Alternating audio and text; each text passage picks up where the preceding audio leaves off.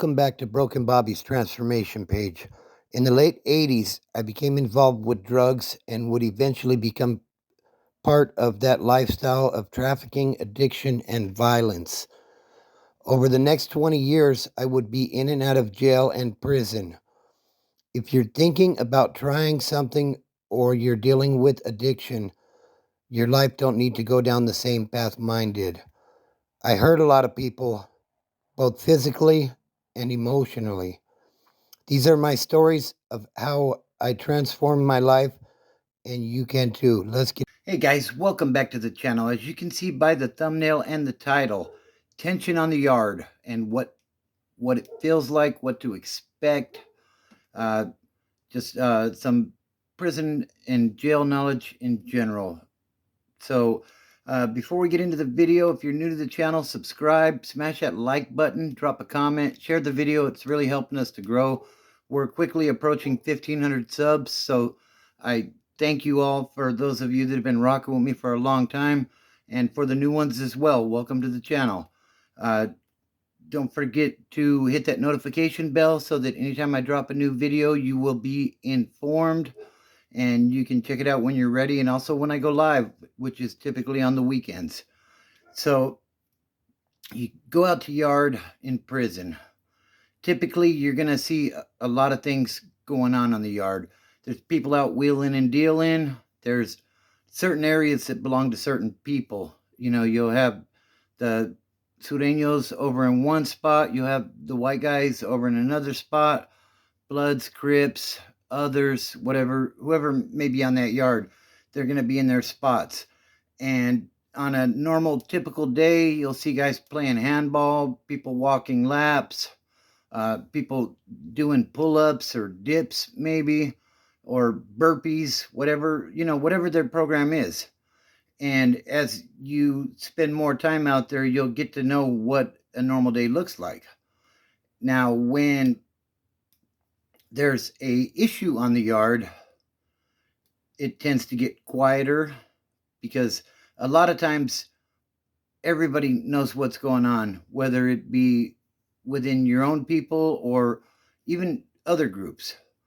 You know, as a white guy going out onto the yard, if you know, I haven't been told anything about any issues with us and to be ready or be on my toes, so to say, then you know, you pay attention to what's going on.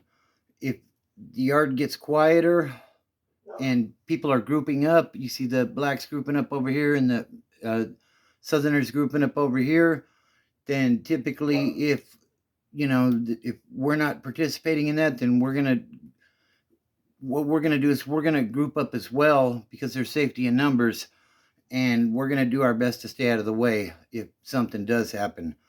Now, to be honest with you, a lot of times, especially on the higher level yards, you know, there'll be near misses, so to say, where it gets tense, it gets quiet, you think it's going to crack off, and more times than not, they come to a diplomatic solution and it doesn't crack off. But, you know, there are, you know, for me, unfortunately, when I did my prison term, it was cracking everywhere. So, but there were instances where I was in reception and something had happened. Somebody said something they weren't supposed to say within earshot of the blacks. It was a white guy. So, you know, people started grouping up. You know, is it going to go down? Is it not going to go down? What's going to happen? In that case, it didn't go down. But, you know, it gets real quiet. It gets real tense. Like you can feel it. Like something is about to happen. And, you know, in other cases, like when I walked into the first CCF in prison, people were, the paisas were grouped up on one side, we were grouped up on another side, and it cracked off. And that happens sometimes too.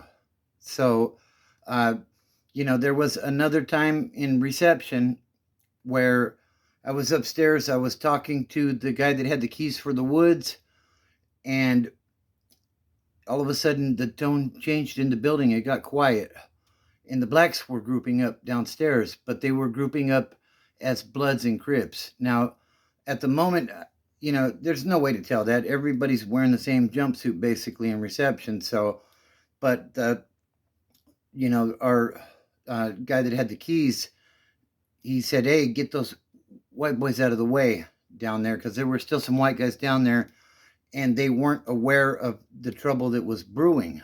So I started down the steps. Hey, hey, hey, come here, come upstairs, come upstairs. And luckily, we were able to get those guys out of the way before it did kick off. Uh, it's important to stay out of the way if it's not your group that's involved in the issue, because if there's collateral damage where they're fighting with each other and one of your guys gets hit or something, then it could turn into like the whole place could go up, and that's not something that you want. So another time in reception was crazy. While I was there, I was in reception for like 90 days, which is they say you could be out of there as early as 4 weeks, but that never happened for me. And we were in there. I was working out with a couple of Southsider homies, and we heard an alarm go off. It was out on the yard. We were in our building, obviously. So we were looking. They have these panes of glass that are thin that you can look out and you can see what's going on outside. And the Southsiders and the blacks had kicked it off out there on the yard. And right away, the Southsiders went over and they spoke with their rep, and they had to figure out whether they were going to kick it off in there or whether it wasn't their issue. And, ultimately they decided that it wasn't their issue, and, that was their issue out there. Now, a lot of times when your people get off on another yard, or, they're on yard and you're not in yard, what you'll do is you'll kick it off as well, because the thing is, when you go to war, the element of surprise is always in your favor.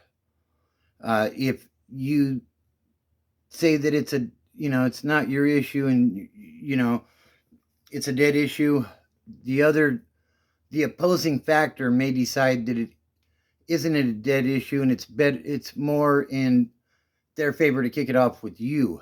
So, like I said, it was a dead issue on that one, and they let it go. But a lot of times it's not going to be. So maybe because it was in reception, it wasn't that big of a deal.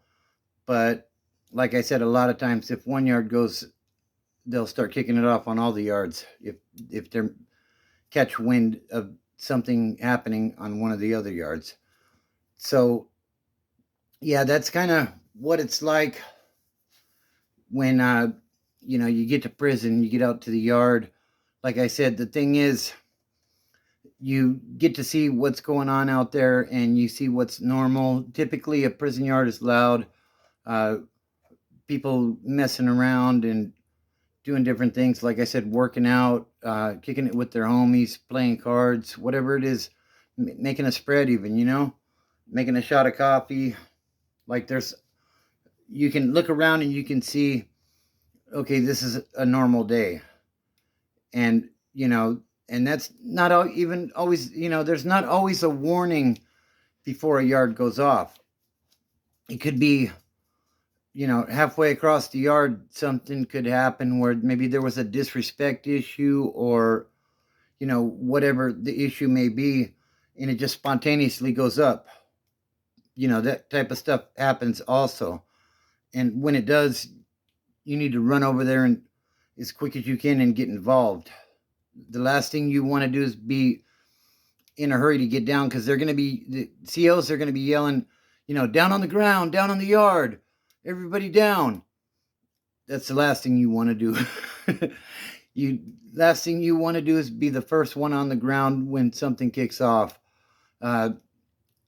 You want to get your full participation on, And because the thing is, if you don't, somebody's going to see it, and when the smoke clears, then they're going to be coming for your ass. So the best thing, like I always say, is if we don't put ourselves in situations where we may end up in prison, then we won't have to worry about none of this stuff.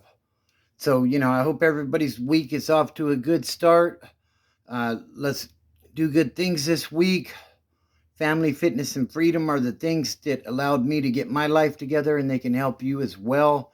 Uh, don't wait until you're locked up to want to reach out and contact family, mom, and people like that, because it might be too late at that point. They might be like, well, you never came around, when you were a free man, so now you want money for a package.